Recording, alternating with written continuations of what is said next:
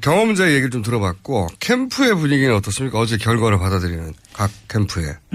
일단요 이 얘기는 좀 드리고 싶어요. 그 보도 나오지 않은 얘기 중에 문재인 전 대표가 어제 어땠나? 어떤 상황이었나? 어떤 상황이니까 개인적으로 어떤 개인적으로 상황? 네, 개인적으로 어떤 상황이었는지 이 얘기를 좀 드리고 싶은데요. 대기실 상황이었어요. 대기실에서 중요하죠. 대기실 상황. 예, 대기실에서 초조하냐 여유있냐 뭐 이런 거. 예. 보통 대기실을 각자 쓰기도 하는데요. 어제 같은 경우에는 본판에 들어가기 전에, 그러니까 투표에 들어가기 전에 각 후보들 진영이 다 모여 있었어요. 모여 있었는데, 자 이제 준비하시겠습니다 해서 이제 후보들이 다 나가는 순간이었어요. 문재인 전 대표, 문재인 후보가 그 상대편에 있는 한 의원 하나를 불러요. 상대편의 의원, 상대 캠프에. 네, 상대 캠프에 있는 의원을 불러요. 네, 그 다급한 순간에. 네. 누구 의원? 좀 살살 합시다. 이렇게 얘기하는 거예요. 누구 의원 좀, 그러니까 후보가 아니라 그쪽에. 의원을 불러요. 아, 그 의원을 마음에 담고 있었던 의원입니까?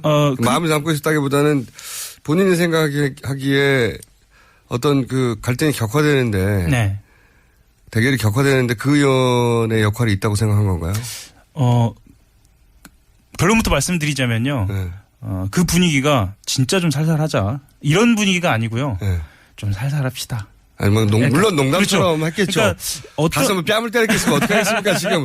경선 직전인데, 당연히 웃는 얼굴로 했을 텐데, 그렇죠. 굳이 그 말을 했을 때는, 그 캠프 내, 그러니까 문재인 캠프 내에 어떤 문제의식이 있고, 그것이 후보에게 전달되고, 후보가 그 보고를 듣고 생각하다가, 아, 이거는 내가 웃는 얼굴로라도 꼭 말을 하긴 해야 되겠다. 뭐 이렇게 판단했을 거 아니에요. 뭐 그런 판단도 일부 있었을 것으로 보이고요. 당시 분위기는 그 말을 전달한 순간 다들 웃었거든요.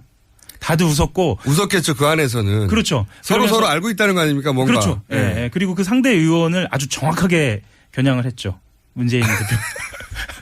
재밌는 상황입니다. 재밌는 상황입니다. 굉장히 재밌는 상황입니다. 왜냐하면 보통, 예. 문재인 대표를 아는 사람은 문재인 전 대표를 아는 그런 사람은 거 안 하는 양반이다. 그런 걸 전혀 안 했던 사람이. 그 사람 안 했던 분이라고 하는 게 맞는지 말씀드리는데 네. 아무튼 그런 거 전혀 없습니다. 그런 거 진짜 안 하거든요. 예. 자기 감정 표현을 예. 상대방에 대한 좋다 싫다 감정 표현을 잘 안 하는 분이고 그래서 그걸 단점으로 보통 여겨요. 그렇죠. 여의도에서는 무슨 생각을 하는지 잘 모르겠다 하고 아니 화가 나면 화를 내든지 그렇죠. 그렇게 얘기해 왔는데 굉장히 특이한. 예를 들면 박지원 대표를 떠올리지 않을 수 없는데요. 네. 그분 같은 경우에는 다 일일이 즉각. 그렇죠. 0.5초 내에 즉각 반응하는 분이고. 뭐 귓속말로도 한다는 얘기였습니다. 근데 텔레파시로도 하시는 것 같아요. 그분은 정말 얼마나 대단하냐면 예를 들어 3당, 뭐 4당 원내대표들이 모여가지고 회의를 해요. 그렇죠. 회의를 하는데 이분이 잠시 화장실 가듯이 나가서 화장실 가시는 거겠죠. 화장실을 가시다가 들어오는 길에 기자들과 막 이래가지고 그 동간에 이루어진 일들이 실시간으로 전달되는. 그렇죠. 네. 대단한 언론 스킬이 정말 대단하거든요. 뭐 박지원 대표 얘기가 좀 길어서 죄송한데 박지원 대표가 아니 스타일이 정반대라서 예, 갑자기 떠오르는 저도. 예, 저도 갑자기 떠올라서 한 얘기인데 그게 이제 말씀하셨던 것처럼 두 가지 의미가 있는 것 같아요. 하나는 진짜 좀 살살하자라는 경고의 메시지도 있지만 또 하나는 저는 그 얘기를 딱 듣고 든 생각은 그 호남에서의 문재인 전 대표를 바라보는 어떤 그 요구하는 지점이 있거든요. 예. 정말 마태형처럼 예. 좀 품어라. 예. 라는 그러니까 이 판 전체를 예. 본인이 좀 주도하고 있다라는 것에 대한 자신감을 가져라. 네, 마태형에 대한 태도 이런 게 동시에 드러나지 않았네요. 너를 찍으면 정권 교체가 되는 게 맞아? 라는 모습을 보여달라는 거거든요. 네. 호남의 요구는 사실은 항상 그래왔어요. 네. 그런 지점에서 보이는 여유 같은 게 좀 보였어요. 그리고 여유가 생겼다. 네, 현장에서 또 하나 재밌었던 지점 하나가 뭐였냐면요. 예전 같으면 본인에 대해서 현장에서 막 비난이나 비판이 막 나오거든요. 네. 그러니까 그 현장이 어떻다라고 이렇게 떠올려 보시면 야구장 생각하시면 돼요. 야구장에서는 야구장보다 더해요. 더합니다. 예, 원래. 그 야구장 가시면 막 그 선수에다 대고 막 이렇게 비판 상대편 홈런 선수 나오면 그렇죠. 막 야유하잖아요. 그거보다 훨씬 더 심합니다. 예, 그거를 원래 이렇게 그 경선이나 이런 현장에서는 상대방을 향해서 던지거든요. 심합니다. 예. 그런데 후벼파는 멘트들을. 예. 그 후보 캠프에 말하자면 지지자 그룹한테 가서 예. 인사를 상당 기간 하는 거예요. 상대편 후보 그룹한테. 네, 그러니까 결과가 나온 뒤에요. 재밌는 풍경이네요. 재밌는 풍경이었습니다. 원래 이런 거를 잘 안 하는 양반인데. 보통 때는 당연하다고 생각하잖아요. 근데 네. 문재인 후보 같은 경우에는 그런 것을 사실 잘 안 하는.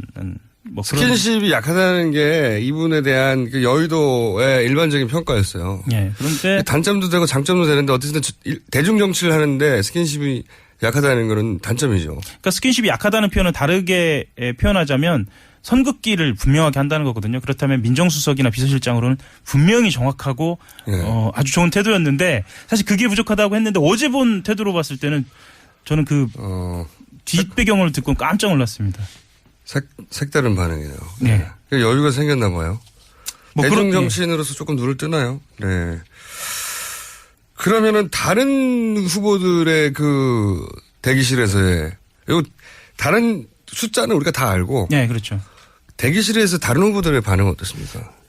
어제 안희정 캠프부터 말씀드리면 안희정 캠프 같은 경우에는 분위기가 좀 안 좋았습니다. 왜 안 좋았습니까? 그 겉으로 언론에 대고 이야기한 거는 어쨌거나 본인들이 소기의 목적을 달성할 수 있다. 30%를 호남에서 30%가 그렇죠. 1차 목표였다. 예. 그리고 과반 저지를 할 수 있다라고 이야기를 결국은 했는데 가반 저지를 나중에 해서 결승까지 간다. 네, 그거 뭐 2위에 항상 목표죠. 이재명 내부적으로는 2위도 좀 어렵지 않냐. 내부적으로는 2위도 어렵지 않다는 분석은 꽤 있었어요. 네. 그러니까 이 경선 시작하기 전에 왜 그랬냐면 안희정 도지사의 대중 지지율이 훨씬 높긴 하나 네. 이재명 후보에 비해서 시장에 비해서. 근데 이제 민주당 지지층으로만 딱 국한해서 보면 민주당 지지층에서는 이게 역전되는 경우가 많았었거든요. 여론조사상으로. 그래서 전체 순위로는 2위인데 경선에서는 3위 할 위험성이 있다 이런 지적들이 있었죠.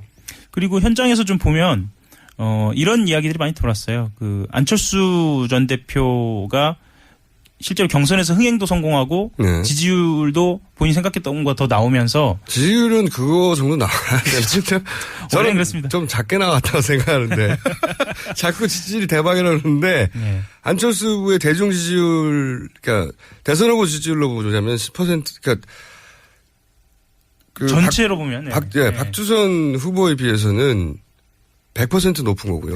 그렇죠. 그냥 숫자만 보자면 그리고 손학규 후보에 비해서도 10배 이상 높기 때문에 지지율로 보면 90%가 나와야 되죠.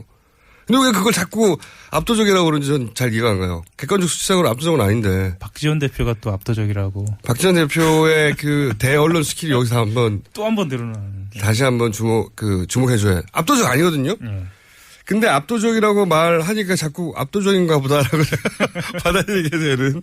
네. 아무튼 그러면서 문재인 전 대표, 문재인 후보 쪽으로도 급속하게 결집한다라는 소문이 들어서 조직표가 대규모로 동원됐다라는 그러니까 얘기 들면서 안철수 후보 쪽에서 압도적으로 나왔으니 네. 압도적이 아닌데 압도적이라는 프레임에 성공한 거라고 치면 네. 그 언론을 참 잘 다뤄요. 그렇죠. 박지원 대표는. 네. 이걸 어떻게 바라보냐에 따라 확 달라지거든요. 네. 60%밖에 안 됐으니 대선이 무너진 건가? 라고 그렇죠. 말할 수도 있는 예. 거고 60%를 넘었으니 압도적이라고 말할 수도 있는 건데 프레임을 잘 잡았습니다. 어쨌든 그러자 문재인 지지자들이 불안해서 나왔다. 뭐 그런 분석들도 나오고 실제로 저는 그건 아닌 것 같은데. 본인들이 네. 생각했던 조직표가 모이지도 않았고 뭐 이런 이야기들이 좀 있었습니다. 네. 자, 그럼 안희정 캠프 쪽에서 분위기가 좀 안 좋았다, 저에서는. 네. 이재명 시장 쪽에서는 어떻습니까? 이재명 시장 쪽에서는 내심 본인들이 이의를 하게 바랐겠죠. 그랬죠. 그리고 특히나 그 이삭줍기라고 하는데요. 그 조직표 같은 경우에는 진보적인 성향의 지지 그룹들을 많이 막판에 확보했다라는 이야기가 돌았거든요. 그래서 20% 넘고 2위 간다. 그러면 2, 3위 모두 불만이었겠군요, 어제. 결론에 대해서는. 결론적으로는 그런데요. 네. 실제로 이재명 캠프 같은 경우에는 어쨌거나 19% 그리고 네. 안희정 후보를 거의 따라잡은 것은 성과 아니냐 이런. 대중 지지, 그러니까 대선 후보 예. 지지율 보다 훨씬 적은 격차다. 예. 해서 3위는 상대적으로 좀 만족스러웠다. 네. 목표는 본인들이 이해하는 거겠죠, 당연히. 이위하는 게 목표죠. 예. 어쨌거나 수도권이 숫자가 선거인단의 절반이니까요. 수도권에서 이재명 시장이 조금 더 높은 편이죠. 예. 예. 수도권만 따지면. 예. 근데 지금 이 정도 수준의 2위의 다툼 가지고는 역전하기 사실상 어려워졌어요. 어렵다고 봐요. 둘 중에 한 사람은 30% 정도는 갔어야 네. 최소한 역전을 바라볼 수가 있는데 거기에 대해서는 현실 인식이 어떻습니까? 각 캠프에서. 그래도 역전 가능하다는 말은 당연히 하죠. 당연히 하죠. 예. 근데 어느 시점에서는 캠프가 현실적이면은 전략 수정을 해서 확실한 2등을 해서 다 차기에 그 당내 위상을 바란다든가 뭐 이런 구도들이 있을 수 있잖아요. 그것까지는 아직 안 나왔나요? 그렇게 그 정도까지 전략 수정을 하면 기자들한테 새 나가고 제가 여기서 말을 하면 실제로 어차피 못 이기는구나. 그렇죠. 뭐 그렇게 되니까 어쨌거나 충청에서 그 안희정 지사가 반전을 노리는 건 사실입니다. 그건 그런데 너무 당연하죠. 그 네. 지금의 대세론이라면 오히려 문 후보 쪽으로 결집이 더 될 가능성도 있지 않느냐. 충청에서는 문 후보와 안희정 후보가 업적지차 해왔었죠. 네. 문 후보가 앞설 때도 있고 또 안 후보가 앞설 때도 있는데 이제 그러면 충청을 안 후보 쪽에서는 바라고 그리고 이 후보 쪽 이재명 시장 쪽에서는 이제 수도권에서 역전을 그렇죠. 바라고 양쪽이 부산 경남에서는 두 분 다 버리는 건가요? 아니 그건 아니고요. 그 부산 경남 같은 경우에는 영남이죠. 네, 대구 경북 TK에서 안희정 후보가 상대적으로 좀 낮고. 낮고 그래서 최대한 방어를 한다. 안희정 후보 쪽에서는 그렇게 판단하고 있습니다. 그렇군요. 그 결과에 대한 문 캠프의 또 반응은 어떻습니까? 문 캠프의 반응은 이 정도면 됐답니까? 아니면 적답니까? 아니면 좀 더 많이 나왔다는 겁니까? 실제로 문 후보 쪽에서는 걱정들을 많이 했어요. 왜냐하면 60%가 나오지 않았을 경우에 그러니까 50%가 넘으면 본인 이건 대세론 아니야 이렇게 생각할 수 있는데 사실 모든 여론이 50% 정도면 안 된다고 안 된다라고 이야기를 하는 거예요. 이것도 프레임이죠. 프레임의 힘이거든요. 사실은 호남에서 민주당 경선에서 50%를 넘었던 후보는 역대 김대중 전 대통령을 제외하고는 아무도 없습니다. 노무현 전 대통령도 못했고 문재인 후보도 지난 경선에도 못했고 어떤 후보도 호남에서 민주당 경선에서 50%를 넘은 적이 없어요. 그런데 그러니까 50%만 넘으면 대세론을 할 수도 있거든요. 지난번 2012년 문재인 후보가 1위를 했던 경선에서도 50% 못 넘었어요, 그때. 근데 이제 호남에서는 언론에서 어떻게 보면은 좀 프레임을 짠 거죠, 이렇게. 50이냐 55냐 60이냐 이렇게 자꾸 이렇게 다가가니까. 그래서 만약에 60%를 넘는다는 건 굉장히 어려운 일이거든요. 실제로 그 전체 지지율 2위와 4위가 있잖아요. 그렇죠. 이분들과 함께 60%를 넘는 건 어려운 일입니다, 실제.